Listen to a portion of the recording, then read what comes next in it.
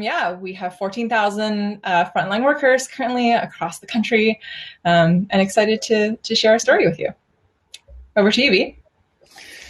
My name is B. Alinker. I'm the founder and inventor of the Alinker, a yellow walking bike. I'm calling in from the unceded territories of Toronto. And yeah, we're changing the whole paradigm on healthcare because we actually don't have healthcare, but we'll get to that later. Thank you. Carolyn? Yes, are you able to hear me?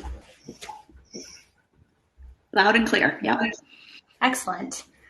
I'm Carolyn Urena, CEO and co-founder of SISU Global, and we're increasing access to care by designing medical devices that are designed with and for emerging markets, starting with a product to access blood by using a patient's own blood to save them. And I'm really excited to be here and think about how our care sees no boundaries, especially as we've learned from this pandemic. Amazing. Well, thanking each of you for being here and sharing your wisdom with everyone who's dialed in for this session. So I'm going to ask you a question and we're just going to have a conversation. And I'd love to hear from each of you if you can share a story how you've redefined health for your customer or user. And for those listening, if you have questions, we will have time to explore questions at the end of this conversation. So the floor is open. Whoever wants to share a story. I'm happy to go first. So first of all, at GodCare, we provide home health services. So for those of you who haven't had to procure home health services before, the tasks look like grooming, dressing, bathing, medication support, getting you in and out of bed, companionship, meals, laundry, just all of your what we call daily activities. And so unfortunately, what most people don't know is that in our current sick care system, the way that we treat patients is that we essentially determine when those daily activities happen. So imagine how your life would be changed if someone dictated when and how you showered. Just like let that sit in. Because what that means is that not just your dignity is stripped away, because we talk about dignity when it comes to disabled people and elderly people all the time, but just to really imagine that, right? And to think, okay, well, my sense of resourcefulness goes away, my sense of creativity goes away, and genuinely just my whole being of whole is slowly being chipped at with each and every interaction. And so it sounds really basic in terms of at GodCare, what we do is we help people take control of their care and be able to decide how and when they are showered. But that's basically what we do. And so a really quick story is that one woman that we actually brought on as a patient just about a month ago. She had a severe accident and she actually lost her child in that car accident as well. And just the way that our healthcare system was treating what happened to her was just really only scratching the surface at what she truly needed. And when we asked her, well, how would you like to be cared for? She just started crying because she just said, wow, up until this point, no one has asked for my perspective. And so I think that when I think of, sick care, I think of this model where you have someone else who's outside of your own life determining and deciding, when and things, how, and all of that happen to you. It's a very prescriptive kind of model. Yet when you think of our health, it's a deeply interconnected, wide thing that connects so many different layers of our life.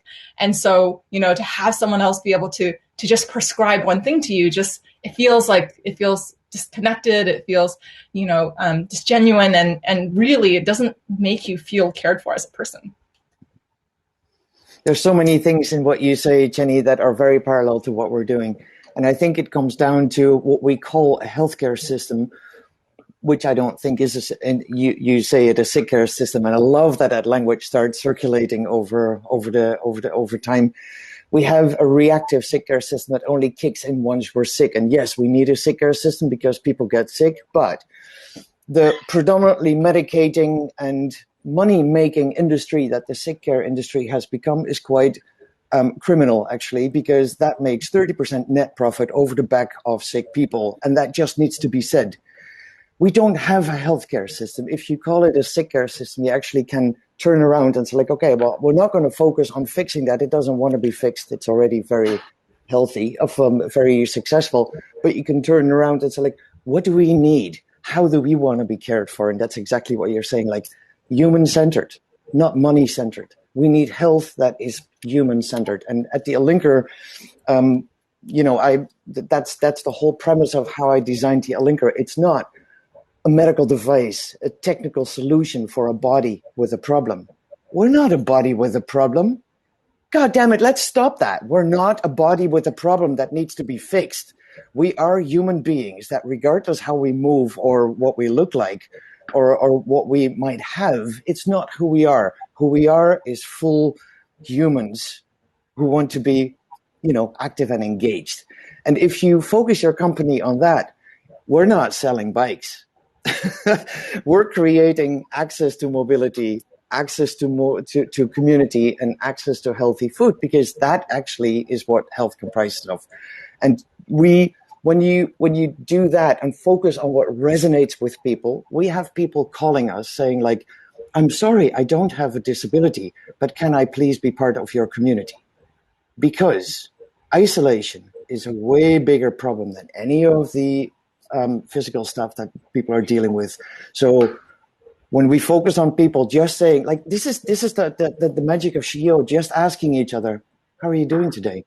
I see you. I acknowledge you. I hear you. What do you need? It's that simple, but we overcomplicated everything because we're making money of it. So stop focusing on money. The money will come if you create a magnet to healthcare that resonates with people. Oh, you're on mute, Carolyn. We got that out of the way. Sound happened once. It's good. It's good. No. You're still muted. Still muted. I think if you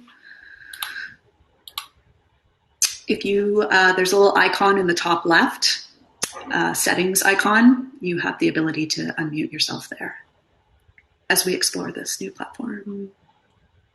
Exactly, Jen. The money will come when you create a magnet to healthcare that resonates with people. Thank you for repeating that as we're trying to unmute Caroline. No. I know that we have a SheEO team. He's gone. Oh, everyone's back. Oh, we're good. Okay, so there were a few questions that maybe I'll raise while we figure out Carolyn.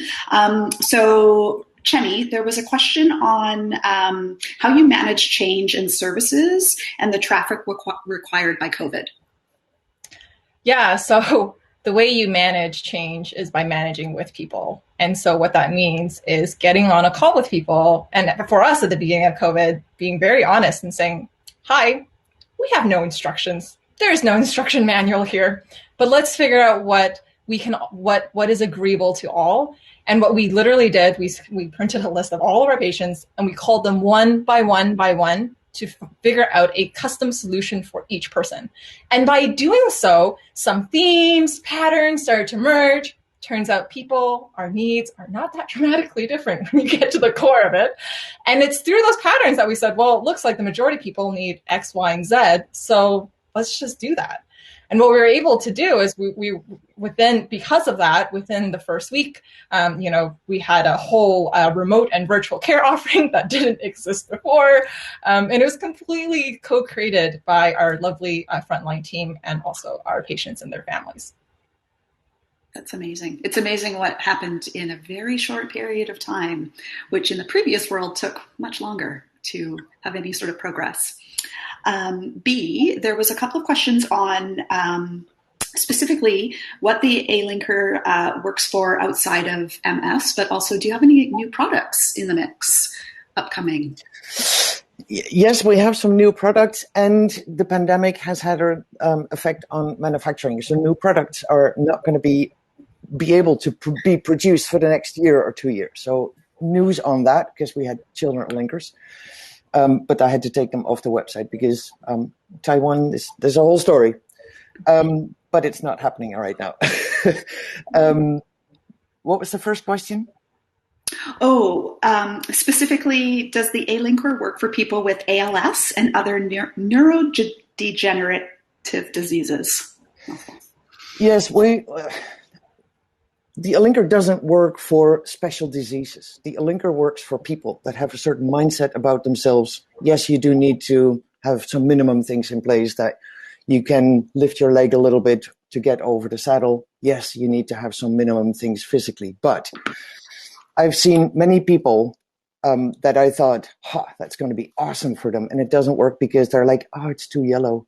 And other people that I thought, that's going to be really challenging. And they get on and they make it work.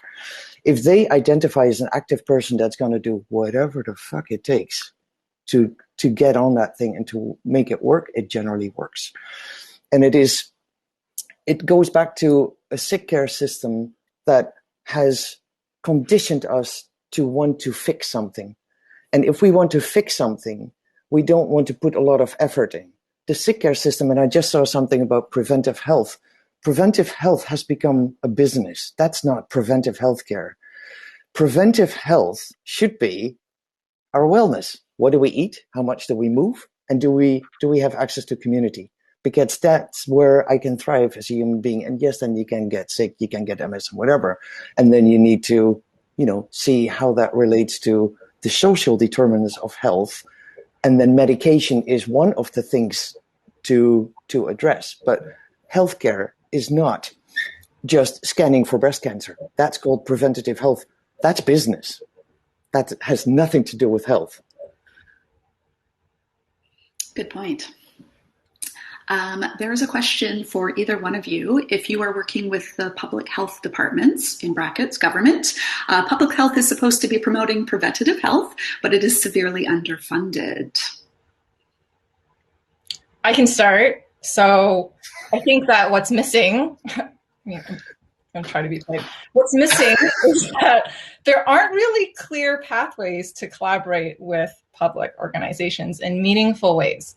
And so what we've done is we work mostly in the insurance care industry.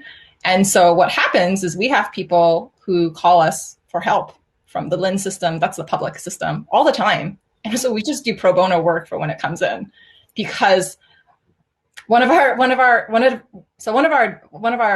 advisors works for a very large home health provider for the government, and he said to me, Chenny, I'm not in the healthcare business.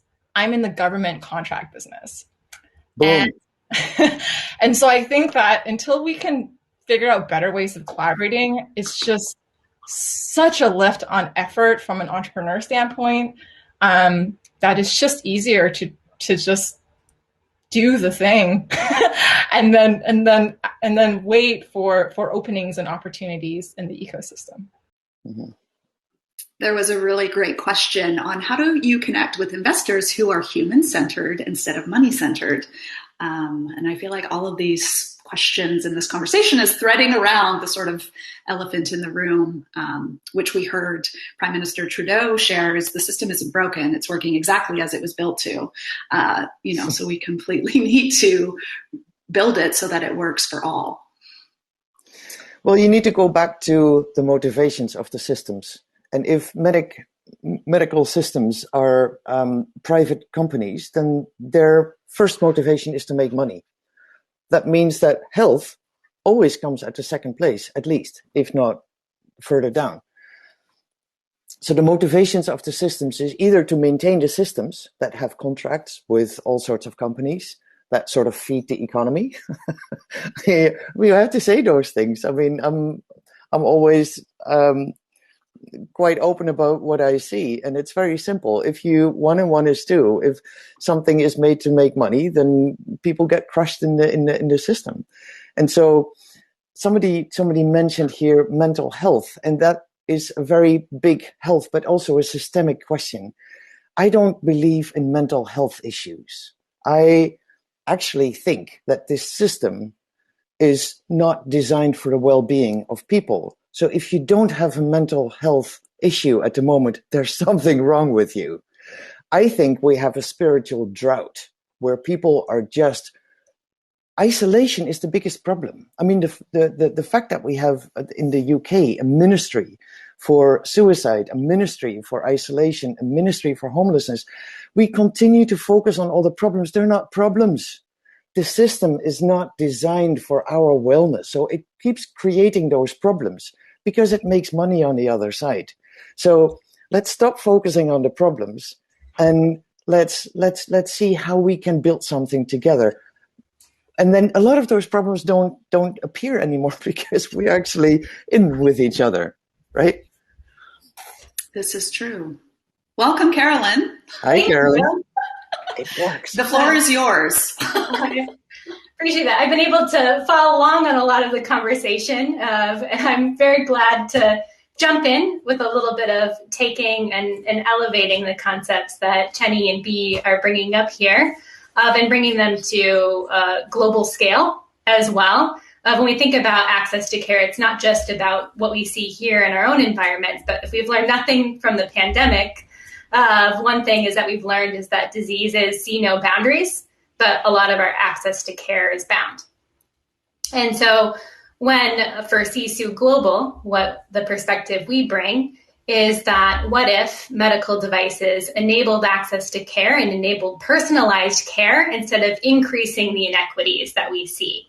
So not just taking devices for one population and maybe tweaking them and putting them in a new environment, but what if we design medical devices from the ground up for environments, looking on healthcare, how do we improve health rather than sick care? And that's what we do with SISU Global as it regards to blood, and ask the question of what if instead of taking someone else's blood, we allowed patients to use their own blood to save them?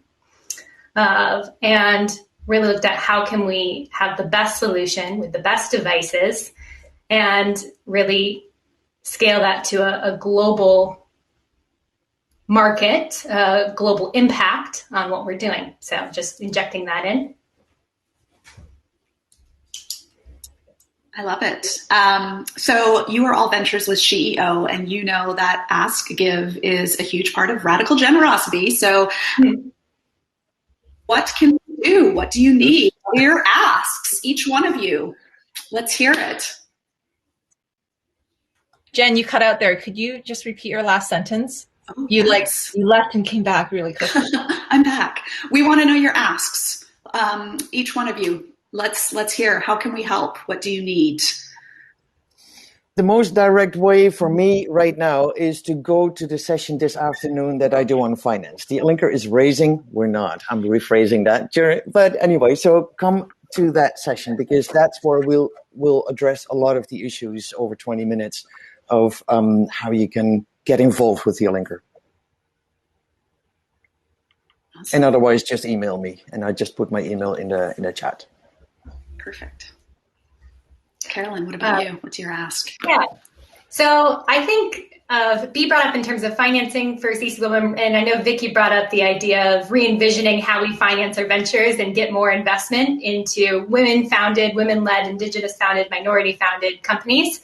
I know SheEO is doing a lot of that. So on behalf of SISU and also other companies, for those of you to ask about how you can invest in not only the companies on here, but also other SheEO ventures and enable that money to scale and do good and do well. And then also from a SISU standpoint to reach out and, follow our social media and reach out if you want to have a conversation about investing in more women-led companies.